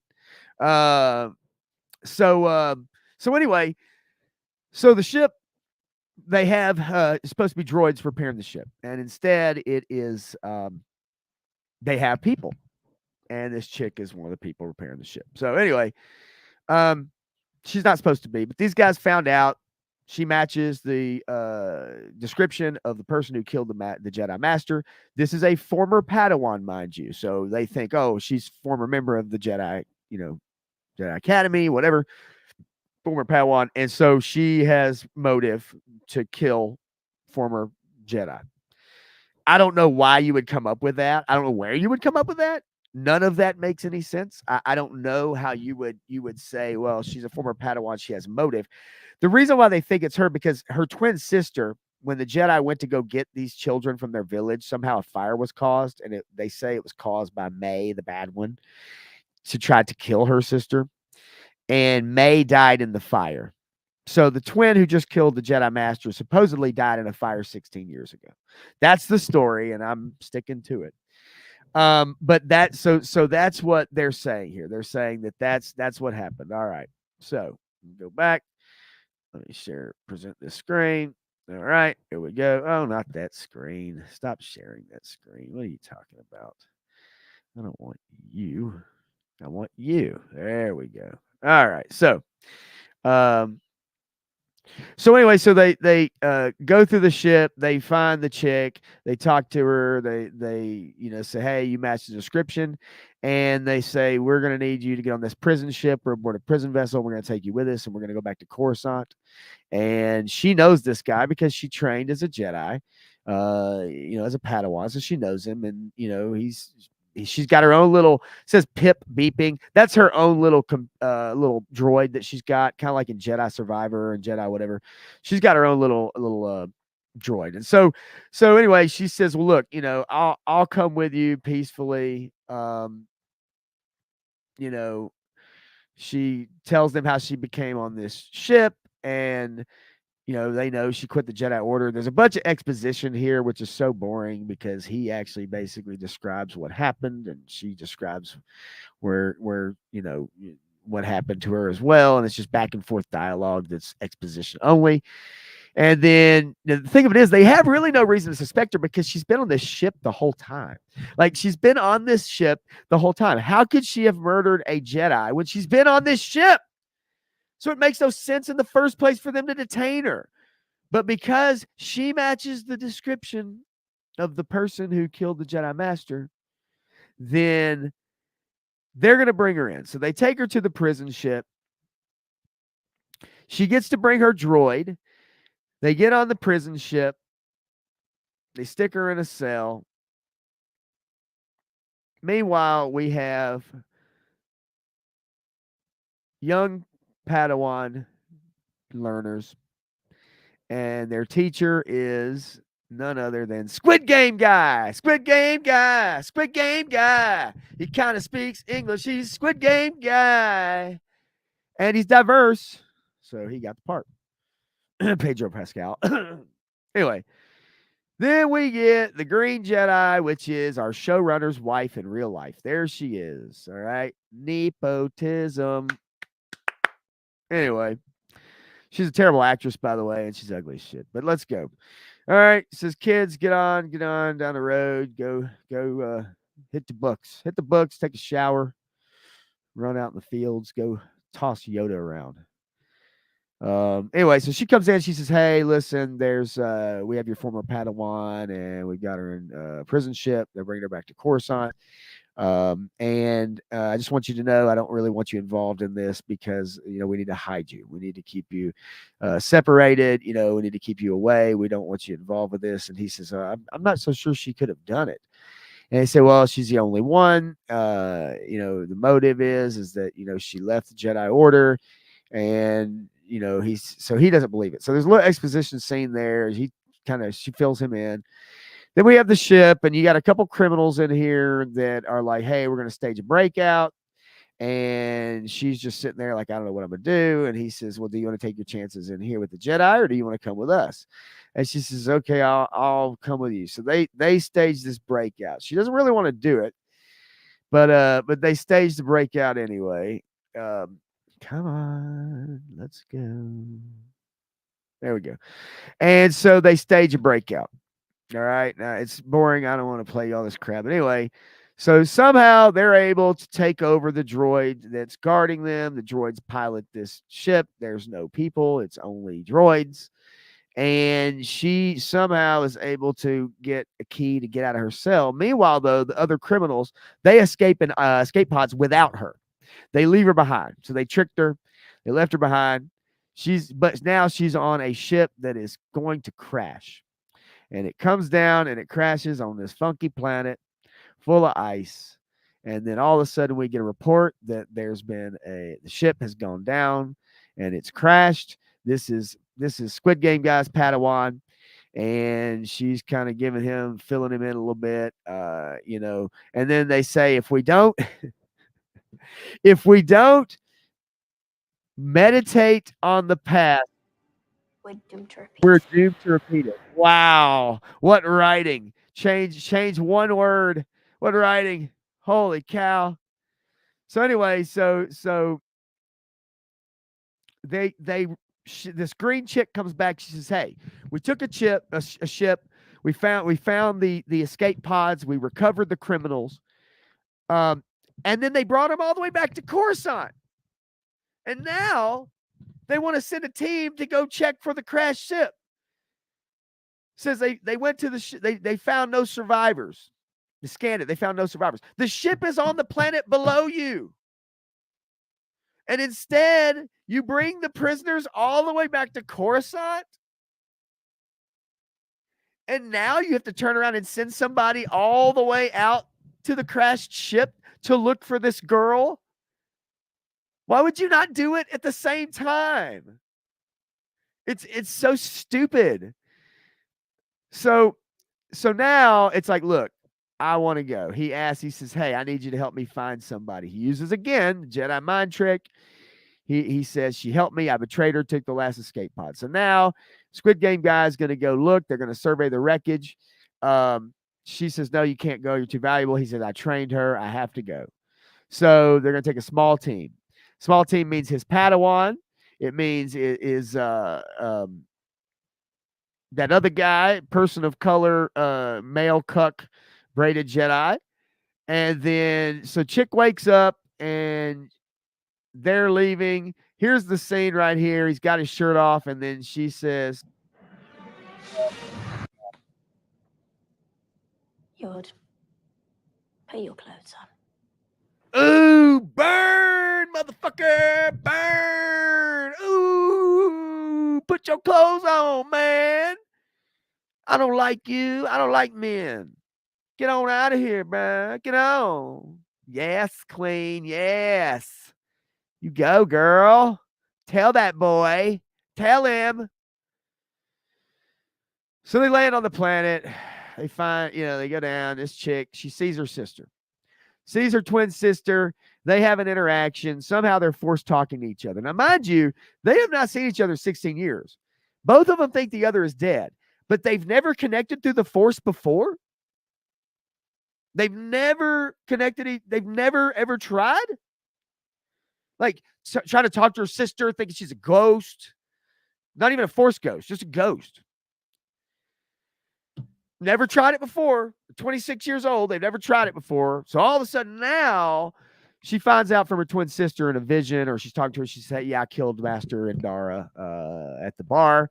I'm a bitch. You should hate me, but I know you're going to still love me because we're sisters. And they have this stupid little rhyme that they say together, which is like, born together, something is one, we're two babies, and the deed is done. I don't know, some stupid shit. Anyway, so she has a conversation with her sister. She asks her, did you kill her? She says yes, and then her eyeballs like dark blacken over or something as a baby. Anyway, she snaps out of it, and now she's like, I gotta get out of here. Gotta get out of here. She finds her little thing, or her little droid. Finds a little droid. And so let's see. Come on, don't let me down. Oh, come on, man. You serious?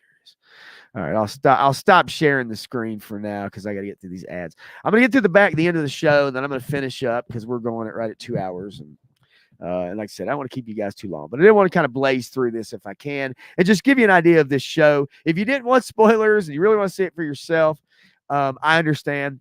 I really do.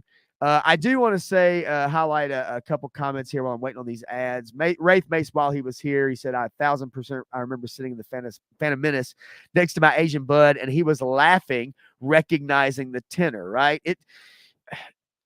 Who ever found it offensive that these aliens had an Asian voice? I don't know. Anyway, Bobby Wold says, I'm surprised I haven't tried to introduce a baby Hut or maybe even make a new little baby character after Ursula, since that's Leslie Headland's idol. Yeah, also, that's true. The showrunner, her idol is Ursula from The Little Mermaid. And of course, if you ever see a picture of Leslie Headland, which lesbian Headland, then you'll understand why Leslie Headland loves some Ursula. But anyway, all right, so we'll blaze through this real quick, and then I'll shut her down. Just a few seconds left on this ad. But I just wanted to give you guys an idea of just how silly and how dumb this show is, and really how nothing happens. All right, so they say he's explaining that, what happened at the place years ago, 16 years ago, the place burned down, and she had a twin. These people did not know that. So Squid Game guy says, hey, yeah, she had a twin and she died in the fire. She set a fire and it actually ended up killing her, but she was trying to kill her sister. So they make it down to the planet. They search the wreckage, and then there's a scene kind of out of like The Fugitive where they get her. She's running away, and she comes to the edge of a cliff here. Let me go. So she comes to the edge of a cliff, and he's got her trapped. And it's like The Fugitive. And so she's backing up. She says, I didn't do it. He's been sent to look for her. And at first he doesn't really think she did it, but he's been sent to find her. And so she slips and falls, and he catches her with the force as she's levitating over the edge of this cliff. He brings her back in. They get together. He smiles and says, I love you, and I always believed you, and it's because you're a woman and you're also a person of color, so I can never not believe you, because that's what the galaxy tells me to do. And then and so then we get this scene right here, which is really odd. I'll try to play it. This is the evil girl's master. Now, I'm guessing this is a Sith master, because we do see If you attack a Jedi with a weapon, you will fail. Okay, if you attack a Jedi with a weapon, you will fail. Right? So this is the directions he's given to her. Steel or laser are no threat to them. There he is, Evil McMuffin. Evil McMuffin, right? Bobby Wold, those islands fit perfectly in the coin that points to One-Eyed Willie's treasure. You are a true gem, my friend. That is fantastic. Oh, that's good too. Okay, grievance. Many people think that this person up here on the hill is a female. I agree 100%. I think we're going to find out it's actually somebody special. But an acolyte kills without a weapon. An acolyte kills without a weapon. An acolyte kills a dream. That's the end of the show's episode 1. Obviously, someone that's, I guess, a Sith, although Kadia Mundi said that Sith have not been seen for like a millennia or something like that. This is 100 years before Revenge of the Sith. So the acolyte should not technically be a Sith. So maybe they'll clear that up. Maybe they'll break all lore like they want to. Who knows? Obviously, she's a badass. She's a badass female of color. She can kick some asses. She killed a Jedi Master. Queen. And here's her master up on the hill here, up on the rocks rather. And this really weird whatever Jedi you can't kill them with weapons, steel or laser, blah, blah, blah, blah, blah. I don't know about that. Remember Order 66? I don't know. Yeah, that was kind of a big deal. But anyway, and so his instructions to her is an acolyte cannot kill with a weapon. Okay. So, and what is an acolyte? An acolyte is a person assisting the celebrant in a religious service or procession, or an assistant or follower. So I don't know. I mean, yes, it's a follower, of the guy on the hill, but like other than that, I don't know where I mean, whatever. It's the name of a show written by Harvey Weinstein's former personal assistant, y'all. Grievous says, are they supposed to be Night Sister witches? No, they are not. They are a coven, I believe, of witches, but they are not Night Sister witches. So anyway, that's episode 1. I didn't really want this stream to be all about the acolyte, but I kind of wanted to just get it out of the way. I wanted to rip the fucking Band-Aid off. I just wanted to get it out of the way. I just wanted to do it. And I'll go over episode 2. I'll watch it a few times so I can really nail it down. And instead of doing like the, paint by numbers with you guys, maybe I'll just kind of descriptively just kind of go down it, jot it down. I just watched it this morning and part of episode 2, which I'll finish later. But anyway, so next Friday I will have another stream and I'll talk about episode 2, maybe 3, combine them together and kind of bust through those.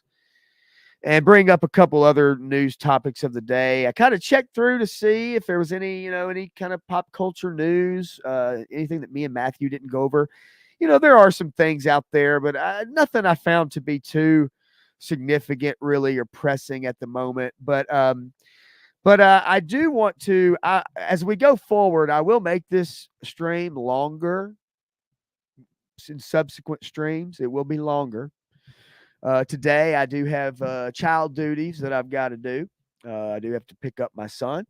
And so traffic in Nashville is just extremely brutal. And so I've got to get about 45 minutes across town and then turn around, come straight back. And so, but subsequent streams, I will go longer for you guys for a little lunch hour or if you're off or whatever. Yep, dad duty for sure. I had told him I had this stream scheduled and I think he forgot because he texted me about 20 minutes before I was about to go on. And he said, yeah, if you want to come get me now, that's fine. And I was like, well, you said you wanted me to wait till 4. Conhuesos, if you're still there, thank you for hanging out, dude. I really appreciate it very much. If you hadn't hit the like button, hit the like button. If you haven't subbed, give me a sub if you can. Always helps out. Grievance, thank you so much. Great show, brother. First show, good shit. Bobby Wold, great stream. Grievance says, I hope you don't get canceled for it. Brother, at this point, man, at my age, I don't think I'm worth canceling to these people. They just don't want me. They don't want you. Like, they don't want us. They actively tell you that all the time. This show wasn't made for you. This movie wasn't made for you. And then they blame you when you don't go to see it. That's another one of the things. And I'll bring up more topics like that too moving forward, y'all, for sure. But I'm going to hop off here and kind of leave it at that. I will see you guys on Tuesday night with Matthew Madsen for the big show at 10 Eastern, 9 Central. And we'll go for a tight 2 hours there. And then I'll be back on the following Friday as well, again at noon. And then also down south we are going to have some Sevens Wild, baby. And that'll be this upcoming Wednesday after the weekend. Another Sevens Wild with him at 9 Eastern, 8 Central. So at least I believe that's the time frame. Anyway, so I appreciate you guys tuning in, man. Y'all have a good rest of your weekend starting right now. And thanks for showing up and like and share, subscribe if you can. I really appreciate it. Love you guys. Y'all are a lot of fun. And I will see y'all in a few days. Maybe if Punk has a pit later tonight. I don't know. But anyway, I'll see you guys later. Thanks for tuning in. Pop Blender Unfiltered #1 in the books. Bingo.